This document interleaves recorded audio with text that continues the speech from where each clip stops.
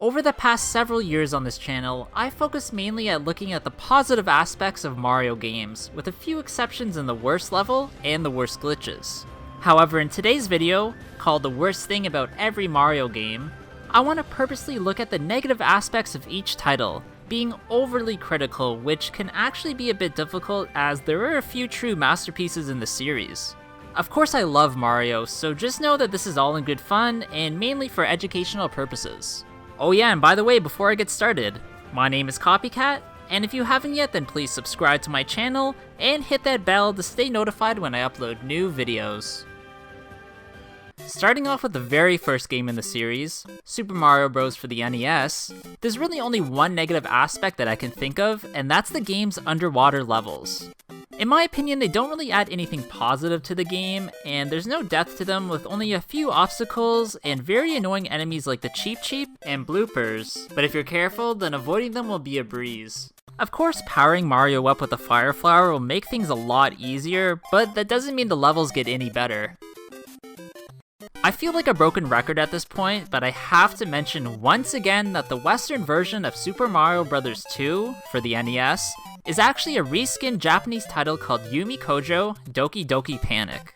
Now, this means the game we all know and love in North America isn't technically a real game in the franchise, which hands down has to be the worst thing about it. At least the game does feel unique and different, but the fact that Nintendo didn't release the true version of the game in North America because they felt like it was too hard is a bit insulting.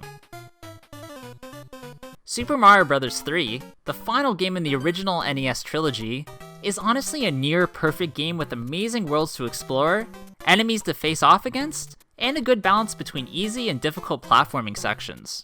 However, if I had to pick the worst thing about this specific game, it's that warping to the final level is way too easy. Okay, I get that really isn't that big of a deal, but in the two past games, warping would only take you to a predetermined destination, where in Super Mario Bros. 3, you can actually use 2 secret warp whistles you can find in World 1 to take you straight to the final World 8. Of course, these whistles are found in pretty secret locations, but once you learn where they're placed, going through a normal playthrough is never the same.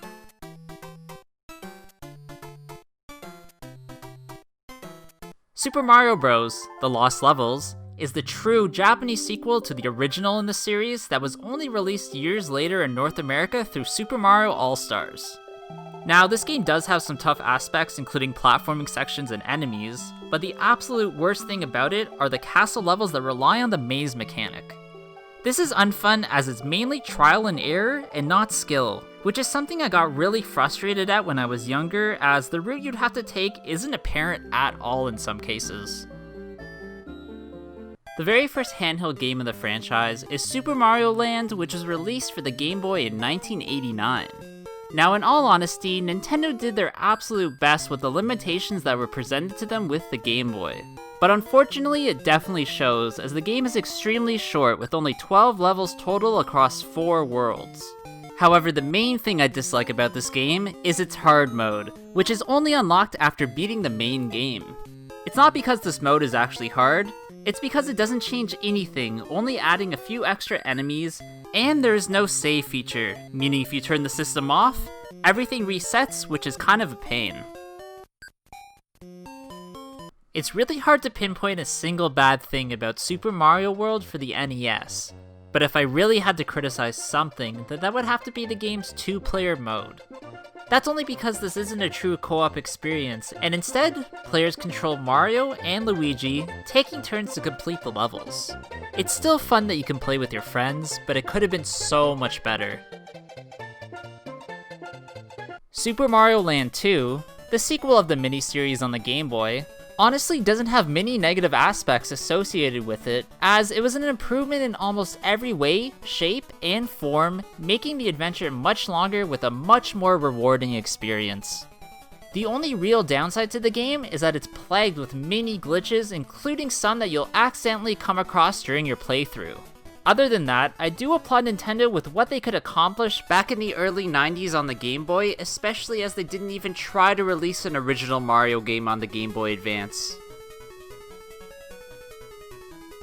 Basically everyone who's a Super Mario 64 veteran knows that the camera is the absolute worst thing in this otherwise masterpiece of a game.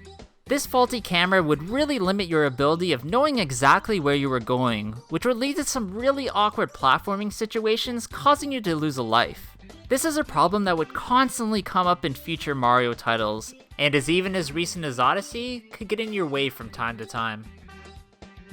Super Mario Sunshine, released for the GameCube in 2002, is by far one of the most divisive in the entire series, as many people didn't really like the FLUDD peripheral, and a lot of critics commented that it felt gimmicky.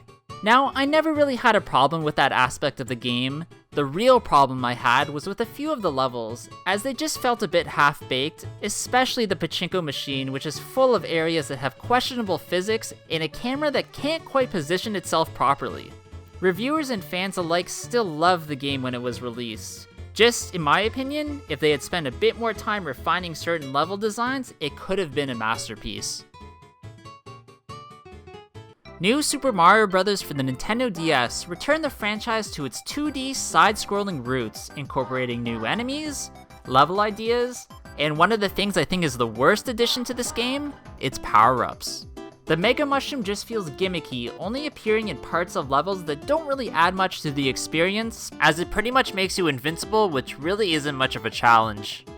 Another power-up I really hated was the blue shell, as it allows you to dash, which just feels strange and caused me many times to accidentally fall into a pit losing a life. The final new power-up was the mini mushroom, which shrinks Mario down to size, allowing him to enter mini warp pipes usually found at the end of certain world's boss battles. It also gives you a floaty or jump, the ability to run across water, and you're able to stand on donut blocks without causing them to fall. However, it has one really negative downside, in that it only gives you one single hit point, so if you end up using it, you better be extremely careful not to lose a life. Super Mario Galaxy, released for the Wii in 2007, is probably my favorite miniseries in the entire franchise, maintaining the feel of the two previous 3D games while adding planets that literally turn things completely upside down.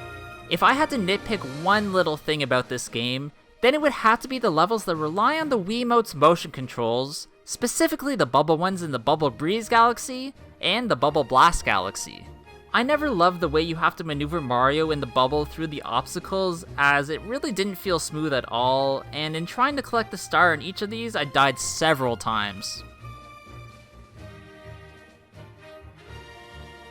New Super Mario Bros. For the Nintendo Wii is one of the most beloved games in the franchise, as it perfectly built on what had been established in the DS version in a much, much bigger way. This included revolutionary 4-player co-op, which was a great addition, but at the same time is also one of the worst things about it. Yes, some pretty fun chaos can ensue, but if you're trying to seriously complete this game, that's not really possible, as you're guaranteed to get in the way of each other, causing several unwarranted deaths. To be honest, it's still amazing that they were able to put co-op as a feature in this game, even if it isn't fully fleshed out. Just like the first game before it, Super Mario Galaxy 2 is a near masterpiece, with some amazing design features and implementation of new ideas that didn't make it into the original. However, there is one thing that's been completely stripped down in this version, and that's the story, where they got rid of Rosalina and even the usual overworld that you'd see in 3D Mario Adventures. This, of course, doesn't take anything away in terms of the amazing gameplay, but it does at least hamper the magic that the first one exuded. Super Mario 3D Land, released for the Nintendo 3DS in 2011, is a very interesting game in the franchise as it blended 2D and 3D Mario elements together to create a very different experience.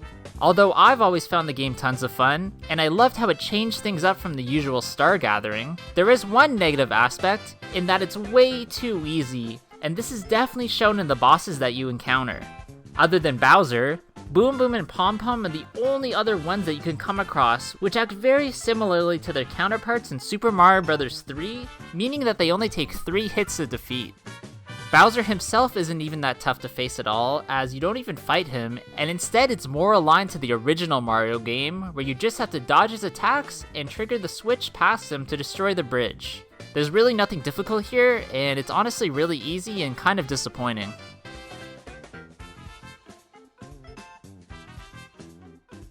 For probably the 10th time throughout my videos, I have to mention that once again, I absolutely hate New Super Mario Bros. 2, as I find that the game holds your hand throughout most of the levels, and gives you power-ups that are way too strong. This translates into an experience that's way too easy, and in the end, ends up boring, as the removal of any real challenge made me almost stop playing when I first bought the game.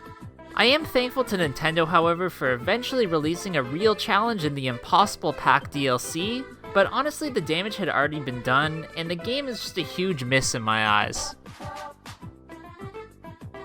That same year in 2012, New Super Mario Bros. For the Nintendo Wii U was released, which is a much more polished game than its 3DS counterpart, as it contains some ingenious level design, tougher enemies, and much harder levels, especially with the addition of New Super Luigi U. However, this game runs into the same problems the Wii version did years earlier, and that's that the multiplayer mode is still cumbersome, even though Nintendo had years to refine it.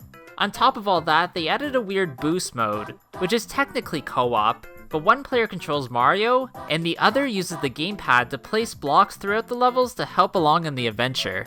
This is pretty boring for the boost player, and in my opinion, doesn't add much in terms of replayability. Super Mario 3D World for the Wii U greatly expanded on the previous 3DS version in all the right ways possible, which resulted in a very fun experience that I still enjoy revisiting to this day. Of course, the co-op mode, just like New Super Mario Bros. U, does take a bit of a hit, as the game is just really not optimized for that kind of play, but it still is fun. The real bad thing about this game is that it was released on a very underwhelming Wii U system that ended up being a huge failure for Nintendo. That's why you're continuously seeing deluxe or remastered Wii U titles getting released for the Switch, including Super Mario 3D World, which is going to come out in February of 2021. Super Mario Run for most mobile devices is not a fundamentally bad game. It just has strange mechanics where you can only control Mario's jumping, which is by far the worst thing about it. I played this game a lot when it was released, and felt like there just wasn't enough substance or new features to keep me coming back to play it more and more. Hopefully in the future Nintendo releases something more akin to Super Mario Maker, but we'll just have to wait and see. Super Mario Odyssey, the game that really pushed me to become a YouTuber, is almost flawless, combining many aspects of Mario games over the years, while introducing the brand new capture mechanic, allowing you to become your best friends and worst enemies. However, if I had to pick one bad thing about this particular title, then that would have to be that there's just way too many moons to find. In total, there are 880 unique moons that are scattered amongst the various kingdoms, so trying to 100% this game without a guide takes ages. On top of that, getting some of these moons aren't really a challenge and are found in certain spots that would just contain coins in other games. Alright, that's gonna be it for today's video, guys. I really hope you did enjoy this one. If you did, please leave a like, comment below what you thought about it and what your worst thing about every Mario game is, and of course subscribe to my channel. Also, I do have an Instagram at Copycat Gamer, where I upload some cool clips and items from my collection that you won't see anywhere else. Hope you guys all have a good day, and I'll see you all in the next one. Bye!